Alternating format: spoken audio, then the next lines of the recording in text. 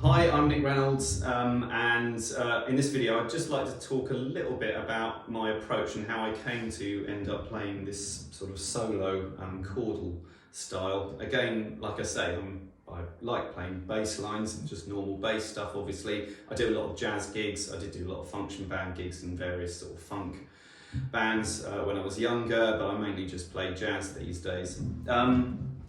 I actually started as a violinist when I was younger, and then moved to ukulele, and then to banjo, and then to guitar, and then to bass when I was a teenager.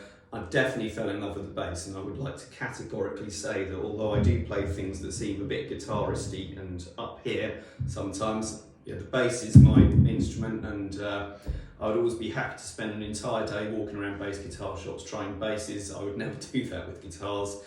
So, you know, I just want to say that I'm quite loyal to the bass guitar itself. But I love the sort of like extended sort of techniques and various things that you can get out of the bass. And actually, I like this sort of solo bass sound. I think it's very deep and warm compared to when I used to play the guitar.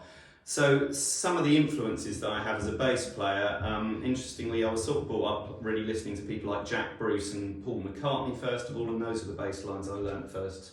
And I love things like Cream and the Beatles. I also then got into kind of jazz bass, and at that point I was getting into a lot of double bass players.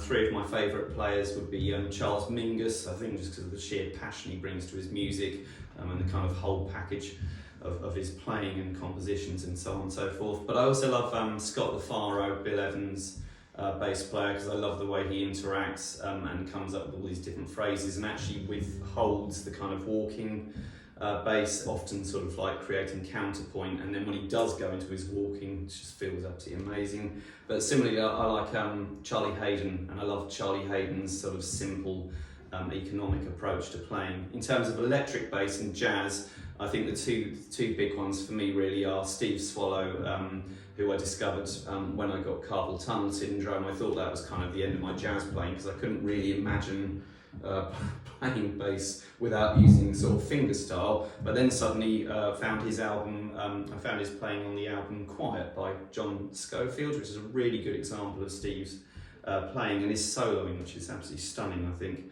And then Jaco Pastorius, and again with Jaco, I love the harmonics, I love the kind of chords, and I just love the fire that he puts into his bass playing. But the way I got into the sort of solo bass playing, interestingly, was originally before I gave up the guitar. I got into Tal Farlow, who is a sort of less well-known, I'd say, jazz guitarist, post-bop jazz guitarist, obviously of the same sort of lineage of, you know, Joe Pass and Barney Kessel and Herb Ellis and all that lot. But Tal does the most incredible kind of harmonic things, and uses, you know, he uses his thumb and hooks over all sorts of things and creates these incredible sort of, you know, movements on the guitar. So what I've done is to try to translate some of his kind of harmony and kind of ideas onto the bass guitar, but also looking at you know, what the bass guitar itself is capable of, particularly the harmonics, which I think are really lovely, you know, on an actual bass, and trying to utilise them. And that's really, those are the sort of main influences that got me involved in that sort of solo bass guitar.